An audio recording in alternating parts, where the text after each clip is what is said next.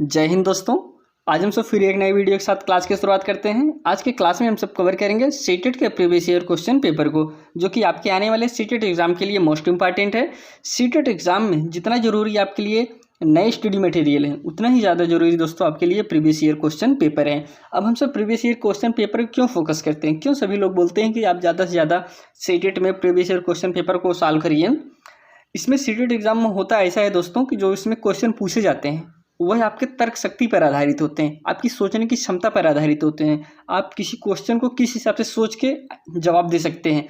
अभी इसके लिए दोस्तों आप जितना ज़्यादा से ज़्यादा प्रैक्टिस करेंगे तभी तो समझ पाएंगे ना कि हाँ किस प्रकार से क्वेश्चन पूछता है, लैंग्वेज इसका किस तरीके से घुमाता है।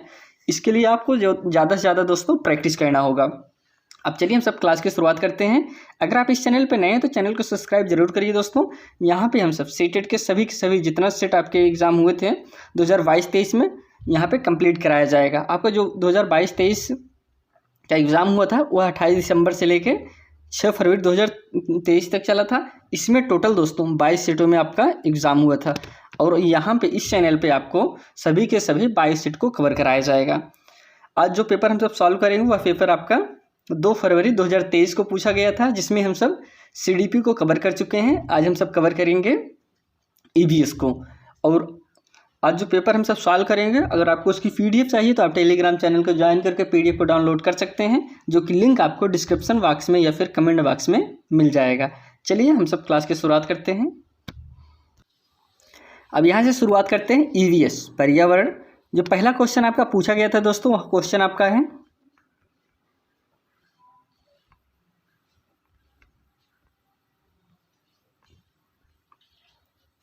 करें कि आप दिल्ली से तिरुवनंतपुरम रेल द्वारा यात्रा कर रहे हैं। दिल्ली के बाद पड़ने वाले मुख्य रेलवे स्टेशन का सही क्रम आपको बताना है।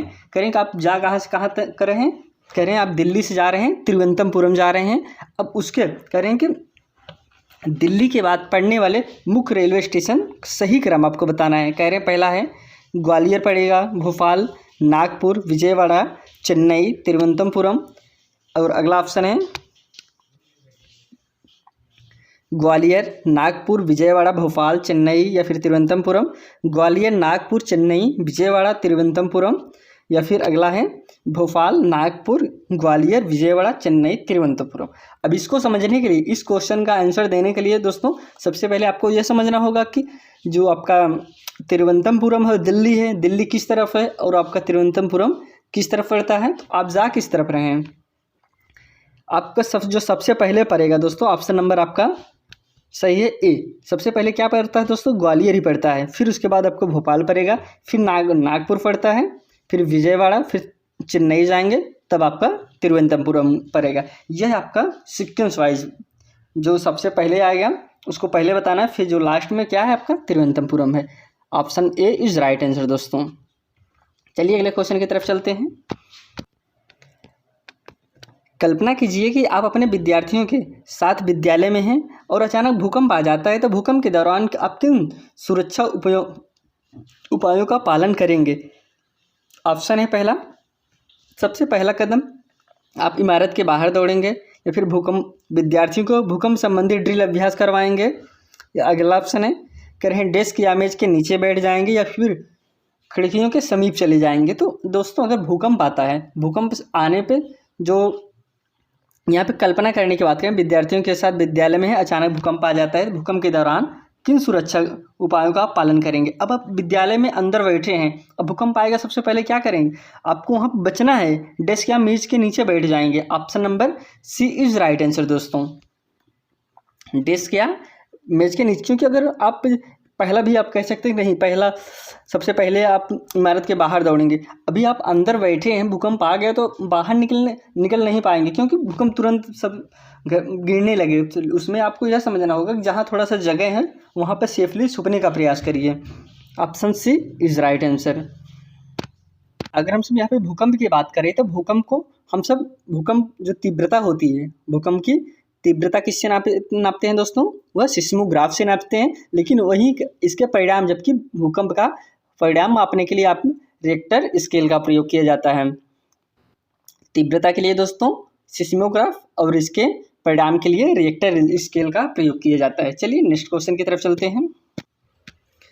कह रहे हैं कि निम्नलिखित में से किस कला रूप में वस्त्रों की रंगाई और प्राकृतिक रंग जैसे गोबर, नील, हल्दी आदि के माध्यम से नमूने बनाना शामिल है? तो मधुबनी है, वर्ली है, कलमकारी है, फुलकारी। तो दोस्तों यह क्वेश्चन आपके इसके पहले जो हमने सेट सॉल्व कराया था उसमें भी पूछा गया था और यहाँ पे भी पूछा गया है। तो आपको बताना है को कहाँ मतलब कौन सी कला है जिसे हम प्राकृतिक रंगों के साथ प्रयोग करके बनाते हैं। तो पहला ऑप्शन है मधुबनी है, वर्ली है, कलमकारी है, फुलकारी है। तो दोस्तों जो आपके ऑप्शन नंबर सी है कलमकारी वह राइट आंसर है। कुछ बच्चे कंफ्यूज हो गए होंगे, पूछ रहे यहाँ पे कह रहे हैं प्राकृतिक रंगों में तो हम सब मधुबनी में भी प्रयोग करते हैं, लेकिन यहाँ पे वस्त्रों की बात कर रही है दोस्तों। जो आपके मधुबनी होता है, मधुबनी चित्रकला जो है आपका बिहार से संबंधित है, उसमें हम सब कोई चित्र बनाते हैं, रंगते हैं। यहाँ पे वस्त्रों की रंगाई की बात करें तो वस्त्रों की रंगाई दोस्तों आपके कलमकारी है। और कलमकारी दोस्तों कहाँ का प्रसिद्ध है? आंध्र प्रदेश है। अब इसके बाद आता है मधुबनी, आप समझ गए, मधुबनी बिहार से संबंधित है। और वर्ली जो है दोस्तों, वर्ली आपके महाराष्ट्र से संबंधित है। इसके बाद आता है फुलकारी आपके पंजाब क्षेत्र से या हरियाणा से संबंधित है। चलिए नेक्स्ट क्वेश्चन की तरफ चलते हैं। कह रहे हैं कि जिस राज्य से नीरज चोपड़ा संबंधित है उस राज्य के लोगों का मुख्य भोजन क्या है दोस्तों? अब नीरज चोपड़ा जिस राज्य से संबंधित है उस राज्य को आपको भोजन बताना है। पहला ऑप्शन है इडली चटनी चावल सांभर रोटी, अगला ऑप्शन है रोटी दाल राजमा आलू पराठा, या फिर अगला ऑप्शन रोटी सांभर बास की रसेदार सब्जी, या फिर मछली करी शोरबा। अगला ऑप्शन है टैपियोका कसावा चावल मछली करी। अब इस आंसर को बताने से पहले आपको इसको समझना है कि नीरज चोपड़ा संबंधित कहाँ से है दोस्तों। नीरज चोपड़ा जैसे आपको पता होगा वह हरियाणा से संबंधित हैं। कहाँ से? हरियाणा से संबंधित है। तो हरियाणा में क्या खाया जाता है दोस्तों?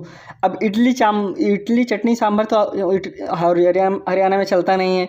और यहाँ पे कह रहे हैं कि अब बास ओस की सब्जी तो हरियाणा में बनती नहीं है। अब टैपियोका भी तो आपका नहीं है। तो बचा कौन? बचा आपका ऑप्शन नंबर डी रोटी दाल राजमा आलू पराठा। यह आपके हरियाणा का प्रमुख भोजन है। जैसे आपको पता होगा कि नीरज चोपड़ा जो है टोक्यो ओलंपिक में गोल्ड मेडल जीते थे। इन्होंने कितने दूर भाला फेंके थे उसका दोस्तों 87.58 की दूरी पर भाला फेंक कर ओलंपिक मेडल जीते थे। कितने? 2021 में। अब चलिए अगले क्वेश्चन की तरफ चलते हैं। कह रहे कि हिमानी पानी की खाली बोतल में पानी तेल पिंड आदि का भंडारण करती है। वह इस्तेमाल की गई बोतलों में सुंदर पौधे रोपकर कक्षा की दीवारों को सजाती है। वह क्या कर रही है? पुनः चक्रण कर रही है, लघु चक्रण कर, या फिर पुनः प्रयोग में लाना, या फिर उत्क्रमण। अब देखिए दोस्तों इसका क्वेश्चन आप अगर सही से पढ़ लेंगे तो तुरंत समझ जाएंगे।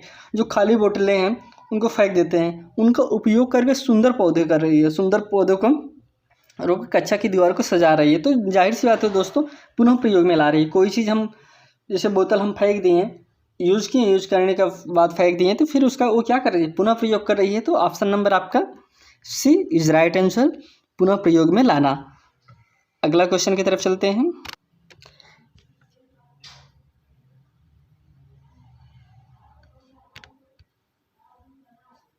कह रहे हैं निम्नलिखित में से पौधे का कौन सा समूह वनस्पतिक पौधे के अंश द्वारा उपजता है दोस्तों? तो ऐसा कौन सा पौधा है दोस्तों जो वनस्पतिक पौधे के अंश द्वारा उपजता है? ऑप्शन है धान गेहूं जय ओट, या फिर गन्ना आलू पत्ता गोभी, या फिर आलू गुलाब गन्ना गेहूं गन्ना चावल। तो दोस्तों इसका राइट आंसर आपका होगा जो पूछ रहे हैं, कह रहे हैं कि पौधे के समूह ही द्वारा वह उगता है, उसे हम बीज का उपयोग नहीं करते हैं। ऐसा कौन सा चीज़ है जो उसके पौधे के अंश द्वारा वह निकल जाता है, उस पेड़ हो जाता है? तो फिर अब इसमें देखिए जैसे धान गेहूं, इसका तो हम बीज का उपयोग करते हैं, इसको हम धान को गेहूं को बीज डालते हैं फिर वह उगता है। अब गन्ने की बात करें, गन्ने चलो ठीक है गन्ना हो गया, मान ले गन्ना को हम लगाते हैं, इसके पौधे के अंश ही लगाते हैं। और आलू भी तो हम बीज का प्रयोग करते हैं, पत्ता गोभी भी बीज आता है उसको लगाते हैं। फिर आलू गुलाब गन्ना हो गया, गेहूँ, अब गेहूँ तो होगा नहीं क्योंकि गेहूँ यहाँ पे कट चुका है, तो बचा कौन दोस्तों, बचा तो यही आपका ना ऑप्शन नंबर सी, आलू गुलाब गन्ना। क्योंकि हम आलू को, जो आलू होता है दोस्तों, तो आलू आलू का हम तो उसके तने जो उसका पौधे का अंश होता है, जो इसका आलू होता है उसी को होते काट के लगाते हैं, और गुलाब को भी हम उसके ठाई काट के लगा देंगे, हो जाएगा। गन्ना को भी, option number C is right answer. अब बी में दोस्तों गन्ना आलू तो था, लेकिन जो पत्ता गोभी है दोस्तों, पत्ता ऐसा तो है नहीं हम पत्ता गोभी का पत्ता काट के लगा देंगे तो पत्ता हो जाएगा गोभी, तो उसके लिए हमको बीज लगाना पड़ता है। तो ऑप्शन नंबर बी भी आपका गलत होगा, option C is right answer. चलिए अगले क्वेश्चन की तरफ चलते हैं। कह रहे हैं खाद्य पदार्थों के उस समूह का चयन करिए जिन्हें पौधे के एक ही भाग से प्राप्त किया जाता है। तो ऑप्शन है सेब आलू टमाटर गन्ना, अगला ऑप्शन है पालक अदरक गन्ना गाजर, या फिर अगला ऑप्शन है गन्ना आलू अदरक कमल डंठल, या फिर पालक पत्ता गोभी जीरा और आलू। अब इसमें आपको बताना है कि ऐसा उस पौधे का ऐसा समूह बताइए जो एक ही प्रकार से प्राप्त होता है। जैसे अगर कोई जड़ से प्राप्त हो रहा है तो जड़ ही रहे, कोई तना से हम प्राप्त करें तो तना ही रहे, मतलब अलग अलग ना हो कि कोई किसी का हम बीज से प्राप्त कर रहे हैं, कोई हम तना प्राप्त कर रहे हैं, इस तरीके से ना रहे। तो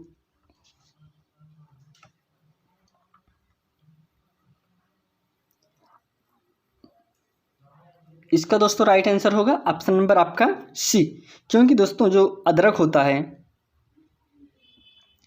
जैसे अदरक हो गया, गन्ना को हम क्या प्रयोग करते हैं, तना प्रयोग करते हैं, लेकिन आलू का भी दोस्तों हम सब क्या प्रयोग करते हैं, इसका भी हम तना प्रयोग करते हैं, और अदरक को भी, और कमल डंठल भी है आपका तने के रूप में। इन तीनों को हम तने के रूप में प्रयोग करते हैं। बाकी सारे, जैसे पहला ऑप्शन आपका गलत हो जाएगा, दूसरा भी नहीं है, तो तीसरा आपका जिसमें पालक आ गया, पालक को तो हम तने के रूप में प्रयोग नहीं करते, इसका पत्ते प्रयोग करते हैं।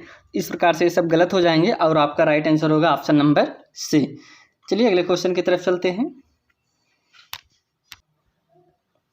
कह रहे हैं कि ए बी के अभिभावक माता पिता हैं, और बी सी के पिता हैं, डी बी की पत्नी है, ए और डी के बीच क्या संबंध है। ये दोस्तों ब्लड रिलेशन का सवाल है। इसको हम आपको वाइट बोर्ड पे बताएंगे। अभी यहाँ पे हम आपको राइट आंसर ही बता दे रहे हैं, आप समझ लीजिए कि इसका जो स्ट्रक्चर बनता है दोस्तों, जैसे पहले आप जैसे करें ए बी का पिता है, तो फिर ए थोड़ा सा हम बता दे रहे हैं, पूरा तो नहीं हो पाएगा इस पर। ए जो है किसका पिता है दोस्तों, ए बी का पिता है, तो बी जो दोस्तों नीचे हो जाएगा, ये बी हो गया, और पिता है, पिता का सिंबल आप ऐसा लगा दीजिए। ए बी का पिता माता या पिता है, तो दोस्तों दोनों हो सकता है, ये जो है माता या पिता दोनों हो सकता है। और अगला कह रहे हैं बी सी के पिता हैं, तो बी जो है किसका पिता है दोस्तों, सी का, तो फिर बी के नीचे सी चला जाएगा। इस प्रकार से आप स्ट्रक्चर बनाएंगे तो स्ट्रक्चर बन जाएगा और आपका राइट आंसर पता हो जाएगा। तो इसका दोस्तों जो राइट आंसर है, इसमें संबंध पूछा है ए और डी के बीच क्या संबंध है, तो इसका ऑप्शन नंबर ए सही होगा।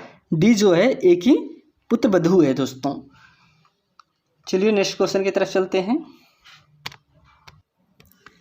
कह रहे हैं निम्नलिखित में से किसका फैलाव छितराओं अधिकांशतः पशुओं द्वारा होता है दोस्तों, किसका फैलाव अधिकांशतः पशुओं द्वारा होता है, सूरजमुखी, औक, नारियल, आम। तो दोस्तों इसमें आपका राइट आंसर होगा ऑप्शन नंबर सी, आम। किसका फैलाव अधिकांशतः पशुओं द्वारा होता है, तो आम का फैलाव दोस्तों अधिकांशतः पशुओं द्वारा होता है। यहाँ इस क्वेश्चन में जो पूछ रहा है उसको हम थोड़ा सा आपको बता दें। इसमें यही पूछ रहा है कि ऐसा कौन सा चीज़ है जिसका फैलाव जानवरों द्वारा होता है। फैलाव का मतलब आप ऐसा समझिए कि जैसे उसका बीज है, आम का बीज है, तो इसे हम इसका जो है जानवरों के द्वारा इधर उधर हो सकता है, इधर उधर लेके चले जाएंगे। तो जैसे हमने यहाँ पे अभी बीज आम खा के रख दिया, बीज तो जानवरों के द्वारा इसे कहीं और लिया जाया जा सकता है, लेकिन सूरजमुखी को ले जाया जा सकता है जानवर द्वारा नहीं, आँख उसको भी नहीं लिया जा सकता। नारियल दोस्तों ये भी आपका जानवर द्वारा नहीं फैलाव है। तो यह आम दोस्तों वह जानवरों के द्वारा एक स्थान से दूसरे स्थान तक स्थानांतरित किया जा सकता है, इसीलिए आपका ऑप्शन नंबर सी सही है। चलिए नेक्स्ट क्वेश्चन।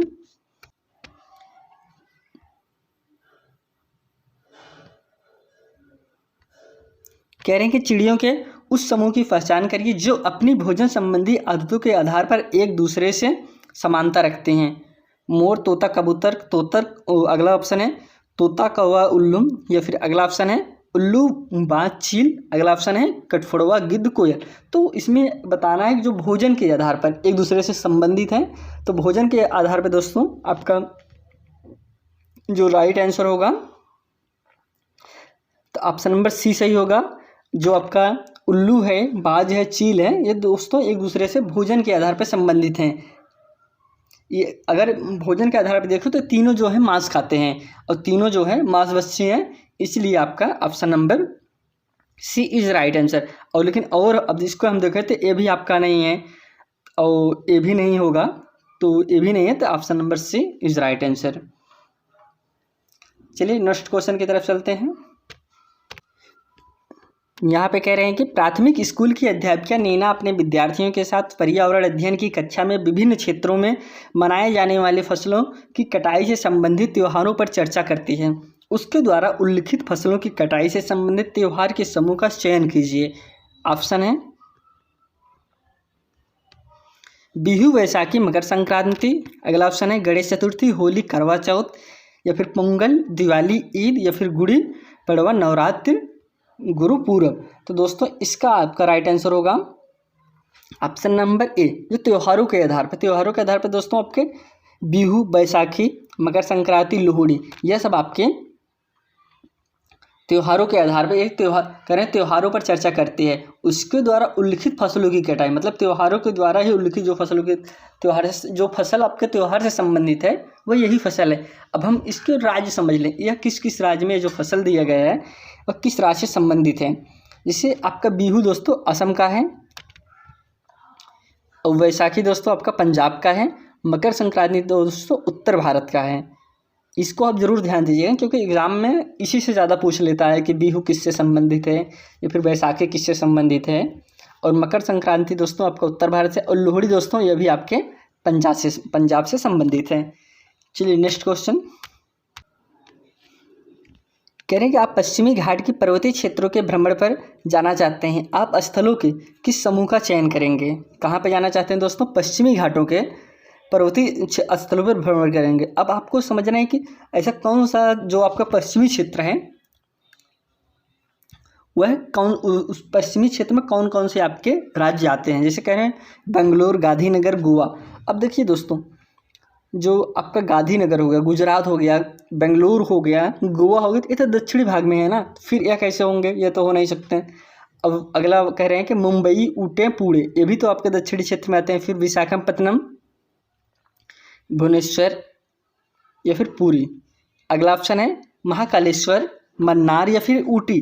अब देखिए दोस्तों यह तो पश्चिमी क्षेत्र में है, जो आपके महाबालेश्वर और मन्नार, ऊटी, यह सब आपके पश्चिमी क्षेत्र में आते हैं। बाकी सारे पश्चिमी क्षेत्र में नहीं है। अगर महाबालेश्वर की बात करें, महाबालेश्वर आपके कहाँ पड़ता है? भारत के महाराष्ट्र राज्य के सतारा जिले में है दोस्तों। कहाँ पे? भारत के महाराष्ट्र के सतारा जिले में पड़ता है। और अगर मन्नार की बात करें तो यह केरल राज्य के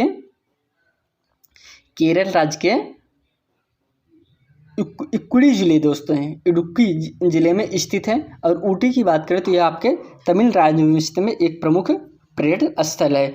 अब पश्चिमी घाट, अब देखिए यहाँ पूछ क्या रहा है, कह रहे हैं कि पश्चिमी घाट के उत्तरी भाग को कोकर तट कहते हैं दोस्तों। कौन सा?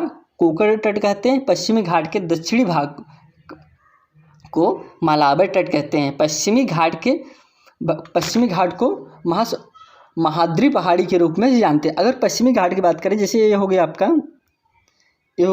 ईस्ट, ये हो गया वेस्ट, ये हो गया नॉर्थ, ये हो गया साउथ। अब अगर पश्चिम की तरफ बात करें पश्चिमी घाट, तो पश्चिमी घाट आपका यही होगा ना, ये पश्चिम हो गया, इसी की तरफ तो आपका पश्चिमी घाट आएगा जो होगा। तो फिर यह आपके जो इस तरफ क्षेत्र आएंगे वही आपके पश्चिमी घाट कहे जाएंगे। चलिए नेक्स्ट क्वेश्चन की तरफ चलते हैं। कह रहे हैं कि निम्नलिखित में कौन सा जोड़ा युग्म सही है दोस्तों? जो जोड़ा सही है उसे बताना है। गुलाब दोस्तों वृक्ष, करेला बेल लता, या फिर गुलाब जड़ी बूटी है दोस्तों, या फिर करेला झाड़ी है। तो इसका राइट आंसर आपका होगा ऑप्शन नंबर बी, क्योंकि जो करेला होता है वो पेड़ तो होता नहीं है दोस्तों, एक लता ही समझ लीजिए उसे, बेल लता, यही आपका option number B is right answer है। जिसे हमने आपको बताया था कि जो जैसे लता के बारे में बताया था, जैसे आरोही लता, तो आरोही लता के अंतर्गत कौन आएंगे दोस्तों? मटर, खीरा, करेला, ये सब आपके आरोही लता के अंतर्गत आएंगे। और जो आपका करेला है दोस्तों, ये किसके अंतर्गत आएगा? ये भी आपका आरोही लता के अंतर्गत आते हैं। चलिए नेक्स्ट क्वेश्चन करें, निम्नलिखित में से कौन सा जानवर गाय, भैंस और भेड़ का सबसे निकटतम संबंधी है? मनुष्य, कुत्ता, बकरी, बिल्ली। कुत्ता तो दोस्तों इसमें आपका होगा जो सबसे ज़्यादा किसके संबंधित है? गाय, भैंस और भेड़ से के निकटतम संबंधी है दोस्तों। संबंधी आपके इसमें राइट आंसर होगा बकरी, क्योंकि दोस्तों option number D is right answer. यह दोस्तों गाय, भैंस और भेड़ यह सब सबसे निकटतम संबंधी कौन है? बकरी है। बाकी इसे कुत्ता हो गया, कुत्ता भैंस और गाय से क्या संबंध है? बिल्ली के क्या मतलब है? और आदमी भी आपका नहीं आएगा, क्योंकि आदमी तो आदमी है ना, वो अलग चीज़ है कि जानवर को रख लिया पालने के लिए, लेकिन वो जानवर तो जिसे ऐसा तो है नहीं कि वो जानवर आपके साथ रह रहे हैं। मनुष्य कभी नहीं होगा, इसको आप हर समय रखिए। क्योंकि गाय भैंस का एक अलग चीज़ है, जैसे वो जानवर में आते हैं, तो जानवर में आपको जानवर की तुलना करें। ऐसा नहीं कि हम गाय भैंस पाल रहे हैं, हमारे भी संबंधी हैं, तो ये आपका नहीं होगा। आपके जो सबसे ज़्यादा संबंधी होगा वह बकरी है। नेक्स्ट क्वेश्चन कह रहे हैं कि निम्नलिखित में से कौन सी विशेषता साइबेरियन सारस की नहीं है दोस्तों? किसकी? साइबेरियन सारस की नहीं है। इसमें नहीं पूछा है, इसको आप इंडिकेट करिएगा। पहला ऑप्शन है वे शीत जलवायु में प्रवास करते हैं, वे गर्म स्थानों पर प्रजनन करते हैं, वे अपने आवासों से अलग से अकेले रहते हैं, या फिर अगला ऑप्शन है वे गंभीर रूप से खतरे में हैं और उनकी बहुत कम संख्या बची है या फिर रही है। तो इसका राइट आंसर होगा दोस्तों ऑप्शन नंबर सी। कह रहे हैं अपने आवासों से अलग से अकेले रहते हैं। कौन? साइबेरियन जो सारस होते हैं दोस्तों, अपने आवासों में अलग से अकेले रहते हैं। Option number C is right answer. अब हम कुछ आपको बता देते हैं राष्ट्रीय उद्यान और उससे संबंधित किस लिए वो संबंधित है और कहाँ पे है, उसको आप समझ लीजिएगा, क्योंकि एग्जाम में इससे क्वेश्चन पूछ लेता है। जैसे पहला हम समझ लेते हैं हेमिस नेशनल पार्क। यह दोस्तों कहाँ पे है? यह सबसे बड़ा नेशनल पार्क है और है कहाँ पे? जम्मू कश्मीर में है। और किस लिए संबंधित है दोस्तों? यह बर्फीले तेंदुए के लिए संबंधित है। और काजीरंगा राष्ट्रीय उद्यान दोस्तों, यह किसके लिए संबंधित है? यह एक सींग वाला गैंडे के लिए संबंधित है। और कहाँ पे है यह आपके असम राज्य में है। अब केवला देवी दोस्तों, केवला देवी एक पक्षी अभ्यारण्य है और है कहाँ पे है? भरतपुर राजस्थान में है। सलीम अली राष्ट्रीय पक्षी अभ्यारण्य, यह पक्षी विहार है दोस्तों, है जम्मू कश्मीर में। सुल्तानपुर अभ्यारण्य यह पक्षी विहार है, कहाँ पे है दोस्तों? गुरुग्राम हरियाणा में। चलिए अगले क्वेश्चन की तरफ चलते हैं। कह रहे हैं निम्नलिखित में तकनीकों में से रेटिंग स्केल में कौन सी तकनीक का उपयोग होता है? ऑप्शन है अवलोकन का, जांच सूची का, लिखित प्रश्न का, या फिर नियत कार्य का। तो रेटिंग स्केल में दोस्तों आपका होता है अवलोकन का, ऑब्जर्वेशन। और option number A is right answer दोस्तों। चलिए अगले क्वेश्चन की तरफ चलते हैं। अगला क्वेश्चन है, कह रहे हैं कि पर्यावरण अध्ययन में बच्चों को शिक्षण अधिगम से जोड़ने के सबसे प्रभावशाली युक्ति पहचानिए। तो इसमें कुछ युक्तियां दी गई हैं, उसमें कौन सी सबसे ज़्यादा प्रभावी होगी? कह रहे हैं पाठ्य पुस्तक का पाठन, शिक्षक द्वारा व्याख्यान, शिक्षक द्वारा प्रदर्शन, या फिर किस्से कहानियाँ। तो इसमें आपको समझना है कि जो सबसे ज़्यादा प्रभावी विधि होगी दोस्तों, जैसे अभी हम बालक को पाठ्य पुस्तक ही रटा रहे हैं तो ये प्रभावी होगी? नहीं होगी। अब शिक्षक सिर्फ व्याख्यान ही देगा तभी नहीं होगा ना। और करें शिक्षक द्वारा प्रदर्शन, आप कोई प्रदर्शन ही दिखाए ये भी नहीं होगा। लेकिन आप किसी बच्चे को कहानी के जरिए, किस्से के जरिए आप जब जोड़ के उसे पढ़ाएंगे, यह उसके लिए सबसे ज़्यादा महत्वपूर्ण होगी, उसके लिए सबसे ज़्यादा प्रभावी होगी और बहुत जल्दी सीखेगा। और एनसीईआरटी 2005 भी दोस्तों आपका इसी पे सबसे ज़्यादा बल देता है कि आप बच्चे को कहानी किस्से के जरिए पढ़ाएं, भ्रमण के जरिए पढ़ाएं, इस तरीके से उसको पढ़ाएं। चलिए नेक्स्ट क्वेश्चन को देखते हैं। निम्नलिखित में से कौन सा पर्यावरण अध्ययन में सीखने के रचनात्मक आकलन का साधन नहीं है? इसमें नहीं पूछा गया है। क्रम निर्धारण मापनी, वार्षिक उपलब्धि परीक्षण, वर्ड अभिलेख, या फिर पोर्टफोलियो। तो इसमें रचनात्मक की बात करें तो इसमें आपका राइट आंसर होगा जो वार्षिक अभिलेख है दोस्तों, वार्षिक अभिलेख परीक्षण यह आपके रचनात्मक आकलन का साधन नहीं है। बाकी सारे रचनात्मक आकलन के साधन है, क्रम निर्धारण, मापनी, वर्णन अभिलेख, पोर्टफोलियो, यह आपका नहीं है। तो option number B is right answer. ये गलत है तो गलत के साथ चला जाएगा। अगले क्वेश्चन की तरफ चलते हैं। कह रहे हैं सुनीता ने अपने विद्यार्थियों को भारत में समृद्ध वनस्पति और जीवों के बारे में पढ़ाया, फिर वह उन्हें राष्ट्रीय उद्यान ले गई। इस शिक्षण विधि से उनके छात्रों को मदद मिलेगी। कैसी मदद मिलेगी दोस्तों? पहले उसने, जैसे एक टीचर है, उस पहले किसी चीज़ के लिए, किसी चीज़ के बारे में वो बताई पहले, फिर बाद में वह चीज़ ले जाके दिखाई उनको, उनके लिए कैसे हेल्पफुल होगा। तो ऑप्शन देखते हैं। जो पहला है, मौज मस्ती करने और बाहरी यात्रा पर दोस्तों के साथ आनंद लेने, या फिर प्रकृति के प्रति सम्मान विकसित करने, या फिर कक्षा अधिगम को वास्तविक जीवन से संबंधित करने, या फिर पर्यावरण संरक्षण के लिए कौशल विकसित करने। अब जाहिर सी बात है दोस्तों, अब बच्चा जो अभी किसी चीज़ के हम बारे में बता दें, फिर वही चीज़ उसको दिखा दें, तो क्या होगा? सहसंबंध। आप उसे तुरंत इंडिकेट कर लेंगे, तुरंत संबंध बना लेंगे कि अभी हमने इसके बारे में देखा था, फिर हमने, जैसे अभी हमने शेर के बारे में बालक को पढ़ा दें, शेर ऐसा होता है, इस तरीके से होता है, फिर उसको हम चिड़ियाघर में ले जाकर दिखा दें कि शेर है, तुरंत संबंध स्थापित कर लेगा ना कि हाँ गुरु सर हमको ऐसे बताए थे, इस तरीके से शेर होता, उसी तरीके से जानवर है, फिर यह भी शेर है, वह संबंध स्थापित कर लेगा। नेक्स्ट क्वेश्चन कहने कि रमेश अपने विद्यार्थियों को देश के विभिन्न हिस्सों में विभिन्न त्योहारों के दौरान तैयार किए गए विभिन्न व्यंजनों की जानकारी एकत्र करने और कक्षा में प्रदर्शित करने के लिए एक परियोजना देता है। इस गतिविधि का उद्देश्य क्या है दोस्तों? इसका उद्देश्य क्या है? तो इसका जो कि राइट आंसर होगा, पहला ऑप्शन है देश में सबसे लोकप्रिय भोजन के बारे में जानना, या फिर छात्रों को विभिन्न व्यंजन आजमाने के लिए प्रेरित करना, या फिर देश के विभिन्न हिस्सों में पकाए जाने वाले व्यंजनों का रिकॉर्ड बनाना, या फिर अगला है हमारे देश की सांस्कृतिक विविधता के बारे में छात्रों को संवेदनशील बनाना। तो राइट आंसर होगा इसमें आपका ऑप्शन नंबर डी, हमारे देश में सांस्कृतिक की विविधता के बारे में छात्रों को संवेदनशील बनाना है। इसमें पूछ क्या रहा था पहले उसको हम आपको बता दें। कह रहे हैं कि रमेश अपने विद्यार्थियों को देश के विभिन्न हिस्सों में विभिन्न त्योहारों के दौरान तैयार किए गए विभिन्न व्यंजनों की जानकारी एकत्रित करने के और कक्षा में प्रदर्शित करने के लिए एक परियोजना देता है। तो इस गतिविधि का उद्देश्य यही दोस्तों, आप पे कोई त्यौहार है, त्यौहार जाहिर सी बात है उसके संस्कृति से रिलेटेड रहेगा, तो उसके सांस्कृतिक विविधता के बारे में जानना और उन्हें संवेदनशील बनाना। तो option number D is right answer. अगले क्वेश्चन की तरफ चलते हैं। अब अगले क्वेश्चन की तरफ चलने से पहले आप इसको जरूर नोट करिएगा, क्योंकि इससे क्वेश्चन हर बार पूछता है। कुछ राज्य हम बता रहे हैं, वहाँ के प्रमुख भोजन बता दे रहे हैं।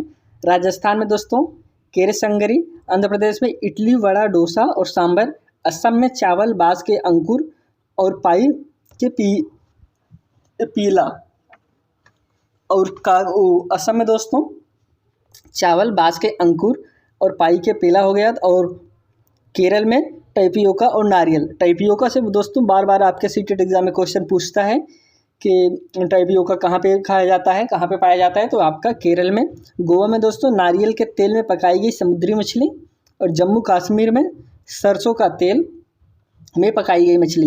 ये भी आपके लिए इम्पॉर्टेंट है कि एग्जाम में पूछता है सरसों के तेल में मछली कहाँ पाई जाती है, नारियल के तेल में कहाँ मछली पाई जाती है, कहाँ पे लोग पका के खाते हैं। तो आप नारियल का तेल पूछे तो गोवा है, और सरसों का तेल पूछे तो जम्मू कश्मीर।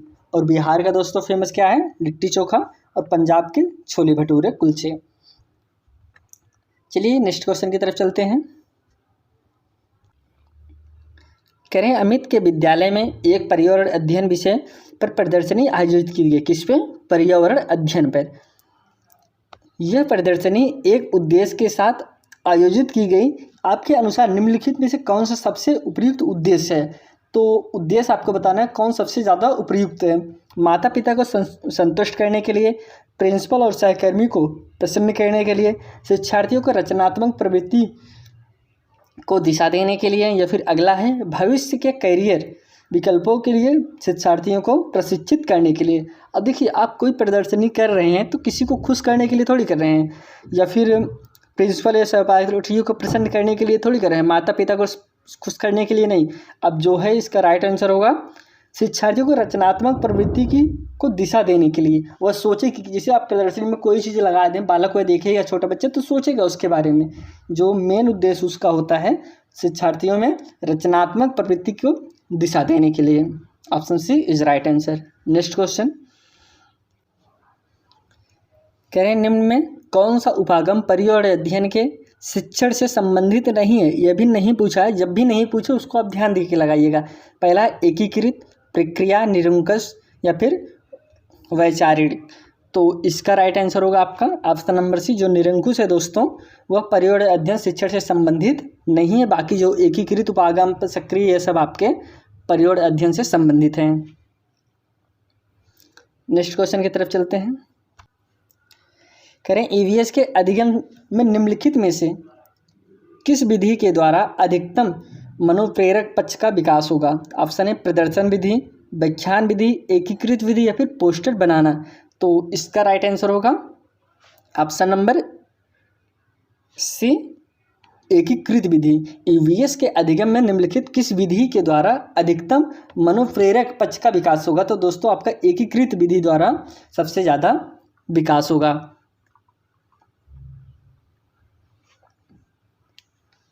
अगर एकीकृत की बात करें तो एकीकृत विधि में शिक्षार्थी के नए ज्ञान अनुभवों को समर्थन करने के लिए पूर्व ज्ञान और अनुभवों के साथ लाता है। ऐसा करने से शिक्षार्थी अपने कौशलों को आकर्षित करते हैं दोस्तों, और उन्हें अधिक जटिल स्तर पर नए अनुभवों पर लागू करते हैं। इसलिए एकीकृत दोस्तों आपका सही है। नेक्स्ट क्वेश्चन देखते हैं। करेंगे पर्यावरण अध्ययन में शिक्षण अधिगम निर्भर करता है, किस पर निर्भर करता है। बच्चे के पूरा अनुभव पर, संसाधनों की उपलब्धता पर, विद्यालय दर्शन पर या फिर बच्चों की ज़रूरत पर। तो कुछ विकल्प दिया गया है, इसमें कौन सही है। कह रहे हैं पहला ABD सही है, ABC सही है या फिर BCD सही है या फिर ABCD सही है। तो जाहिर सी बात है दोस्तों इसमें जो बात कर रहा है बच्चे के पूरा अनुभव, तो ये तो होगा ही ना दोस्तों, पर किस पे निर्भर करता है। तो पहला तो होगा ही। अब हम पहले इसी को चेक कर लेते हैं किस में ए है। इस 3 में है लेकिन आपका सी में नहीं है, मतलब सी होगा ही नहीं। अगला कह रहे हैं कि संसाधनों की उपलब्धता पर। जाहिर सी बात है दोस्तों अधिगम निर्भर करता है। जब आदमी के पास सीखने के संसाधन नहीं रहेंगे तो बालक कैसे सीखेगा, नहीं सीख पाएगा ना। तो इसलिए ऑप्शन बी भी आपका सही होगा। कह रहे हैं कि विद्यालय दर्शन पर। अब दर्शन करने से थोड़ी आप सीख जाएंगे, आपको अधिगम करना है। आप विद्यालय के बाहर जाइए, विद्यालय के दर्शन करके चले आइए तो आप नहीं सीख पाएंगे। उसके लिए आपको क्या होगा, पढ़ना होगा। अगला ऑप्शन है डी, करें बच्चों की ज़रूरतों पर। तो जाहिर सी बात है दोस्तों बच्चों की सीखने के लिए क्या ज़रूरत है उसको हमको समझना पड़ेगा। तो ए भी आपका सही होगा। तो इसलिए ABD आपका राइट आंसर होगा। ऑप्शन नंबर पहला सही है, ABD। अब पर्यावरण अध्ययन की शिक्षण विधियों की अगर हम सब बात करें, जैसे एक कहानी विधि होती है, खेल विधि, परियोजना विधि, क्षेत्र भ्रमण विधि, समस्या समाधान विधि, अन्वेषण विधि, प्रेक्षण विधि। अगर इसमें हम सब बात करें तो जो आपका महत्वपूर्ण है दोस्तों, एक होता है भ्रमण विधि द्वारा। यह बालक के लिए सब बहुत ही ज़्यादा हेल्पफुल होता है दोस्तों, जब कोई चीज़ भ्रमण के द्वारा बालक सीखता है। एक होता है कहानी विधि द्वारा। कहानी द्वारा हम जब बालक को सिखाते हैं तभी बालक बहुत जल्दी से सीख लेता है। खेल विधि दोस्तों यह भी आपके लिए बहुत इंपॉर्टेंट है। अन्वेषण विधि, खोज मतलब कोई नया चीज़ खोज कर भी सीखना, यह भी बालक के लिए बहुत हेल्पफुल होता है। अगले क्वेश्चन की तरफ चलते हैं। करें निम्नलिखित में से पर्यावरण अध्ययन की कक्षा में सबसे ज़्यादा जरूरी क्या है। पर्यावरण की कक्षा है, सबसे ज़्यादा क्या जरूरी होगा। चार्ट होगा, प्रोजेक्टर होगा, स्थानीय संसाधन होंगे या फिर शिक्षक ज्ञान होगा। तो सबसे ज़्यादा जो जरूरी होगा वह क्या होगा। अभी आप पे सिंपल सा ऐसा सोचिए कि आपको पर्यावरण पढ़ाना है, आपको क्लास में गए तो उसमें जो सबसे ज़्यादा ज़रूरी है, चारों में से जो सबसे ज़्यादा, चार्ट जरूरी है, प्रोजेक्ट जरूरी है, स्थानीय संसाधन जरूरी है, भाई शिक्षक ज्ञान जरूरी है। जो सबसे ज़्यादा जरूरी होता है पहला दोस्तों स्थानीय संसाधन जरूरी है। जब आपके पास पढ़ा भी चले गए क्लास में, बोर्ड ही ना रहे तो आप कहाँ पर पढ़ाएंगे। तो लिए सबसे ज़्यादा जो जरूरी है स्थानीय संसाधन जो है, बेसिक नीड जो बहुत ज़्यादा जरूरी है, सबसे ज़्यादा इम्पॉर्टेंट होती है। चलिए अगले क्वेश्चन को कवर करते हैं। कह रहे हैं कि NCERT EVS पर्यावरण अध्ययन की पाठ्य पुस्तक में रेलवे टिकट का नमूना दिखाया गया है। यह इसलिए क्यों दिखाया गया है उसको आपको बताना है। विद्यार्थियों को टिकट में उपयोग किए जाने वाले विभिन्न ब्यूरो का ज्ञान प्रदान करना, या फिर विद्यार्थियों में निर्णय के कौशलों को विकसित करना, या फिर अगला ऑप्शन है विद्यार्थियों को रेलवे के बारे में अवगत कराना, या फिर लास्ट ऑप्शन है वास्तविक अनुभव के द्वारा संप्रेषण और अवलोकन द्वारा कौशलों को विकसित करना।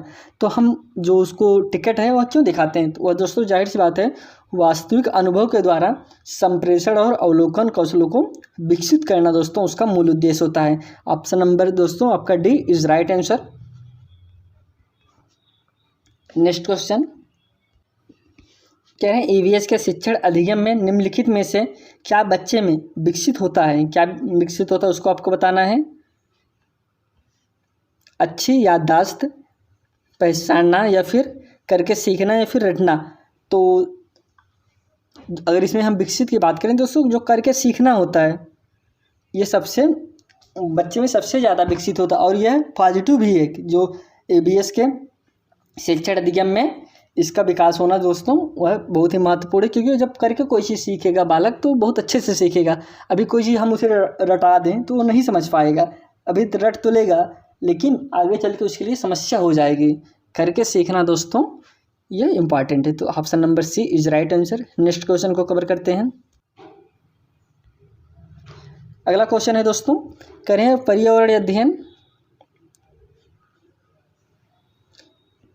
स्टोरी टेलिंग कहानी वाचना एक प्रभावी शिक्षण रणनीति है, निम्नलिखित में से कौन सा इसको उपयोग करने का सबसे उपयुक्त कारण है। ऑप्शन है पहला, यह पाठ को विद्यार्थियों के लिए रोचक बनाती है। अगला ऑप्शन है यह विद्यार्थियों को कहानी लेखन का कौशल विकसित करती है, या फिर अगला ऑप्शन है यह विद्यार्थियों में सुनने का कौशल विकसित करने में मदद करती है। लास्ट ऑप्शन है विद्यार्थियों की कहानी के पात्र से अपने को आसानी से जोड़ सकें। तो राइट आंसर इसका होगा ऑप्शन नंबर डी, जो विद्यार्थियों कहानी के पात्र से अपने को आसानी से जोड़ सकें। D is right answer. इसमें जो पूछ रहा था कह रहे थे पर्यावरण स्टोरी की बात कर रहे हैं, स्टोरी टेलिंग की कहानी वाचन प्रभावी शिक्षण रणनीति है, तो यह आपका ऑप्शन नंबर डी सही होगा। अब अगला क्वेश्चन को कवर करते हैं।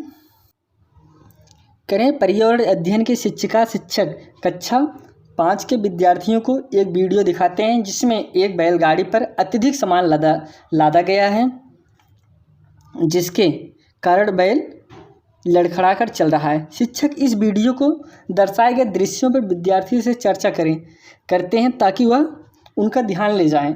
तो किस पे ध्यान देना चाहते हैं दोस्तों। ऑप्शन है पहला बैलों की उपयोगिता पर, या फिर बैलगाड़ी को उपयोग परिवहन के लिए पर, या फिर भारी बोझ ढोने पर, पशुओं के शोषण पर। लास्ट ऑप्शन है दोनों बैलों की उपयोगिता पर और बैलगाड़ी का उपयोग परिवहन के लिए पर। तो इसका राइट आंसर होगा दोस्तों ऑप्शन नंबर सी, भारी बोझ ढोने पर, पशुओं के शोषण पर। इसलिए दोस्तों हमने आपके शुरू में बता दिया था कि जो आपके यह एग्ज़ाम है दोस्तों यह पूरे आपके थिंकिंग पे वजह से आपकी सोच पे विकसित होता है, आप किस प्रकार से सोचते हैं। अभी आप ये भी सोच सकते थे बैल का हम किस प्रकार उपयोग करते हैं, लेकिन नहीं, आप ईवीएस पढ़ रहे हैं, पर्यावरण पढ़ रहे हैं, तो आपको पर्यावरण को ध्यान में देकर पढ़ना है। यह आपका ऑप्शन नंबर सी सही होगा। चलिए अगले क्वेश्चन की तरफ चलते हैं। कह रहे हैं पर्यावरण अध्ययन के शिक्षण में बच्चों द्वारा प्रश्न पूछना अत्यधिक महत्वपूर्ण है क्योंकि ये प्रश्न सांकेतिक है। ऑप्शन है पहला, बच्चों को क्या पता है उसका, या फिर बच्चों की याद करने की क्षमता। अगला ऑप्शन है बच्चे क्या जानना चाहते हैं, या फिर लास्ट है शिक्षक की सक्षमता का। तो इसमें राइट आंसर होगा आपका ऑप्शन नंबर सी, बच्चे क्या जानना चाहते हैं। इसमें जो आपके क्वेश्चन पूछ रहा था, कह रहा था पर्यावरण अध्ययन के शिक्षण में बच्चों द्वारा प्रश्न पूछना अत्यधिक महत्वपूर्ण है क्योंकि दोस्तों बच्चे क्या जानना चाहते हैं, इसलिए ऑप्शन नंबर सी आपका राइट आंसर होगा।